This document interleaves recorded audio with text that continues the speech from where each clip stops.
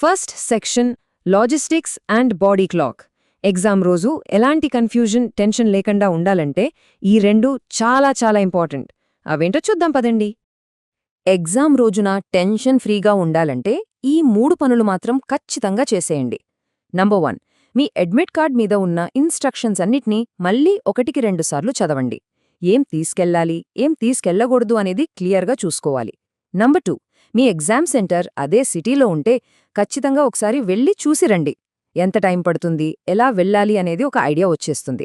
ఇక నంబర్ 3, ఒకవేళ సెంటర్ వేరే ఊర్లో పడితే టెన్షన్ పడకుండా ఒకరోజు ముందే అక్కడికి వెళ్లేలా ప్లాన్ చేసుకోండి. లాస్ట్ మినిట్ హడావిడి అనేది అస్సలు వద్దు. సరే, ఇప్పుడు చెప్పబోయేది అన్నిటికన్నా చాలా ముఖ్యమైన విషయం. అదేంటంటే మీ బయోలాజికల్ క్లాక్ని ఎగ్జామ్ టైంకి సెట్ చేసుకోవడం. ఇది వినడానికి చిన్న విషయంగా అనిపించొచ్చు, కానీ మీ పర్ఫార్మెన్స్ని ఇది చాలా పెద్ద రేంజ్లో ఎఫెక్ట్ చేస్తుంది, నమ్మండి. చాలామంది చేసే ఒక పెద్ద మిస్టేక్ ఏంటో తెలుసా? ఎగ్జామ్ ముందు రోజు రాత్రి 2-3 గంటల వరకు చదివి ఉదయం 6 గంటలకు లేవాలని ట్రై చేస్తారు. మరి దాని రిజల్ట్ ఏంటి? ఎగ్జామ్ హాల్లో నీరసంగా, నిద్రమత్తుతో ఉంటారు, బ్రెయిన్ పనిచేయదు.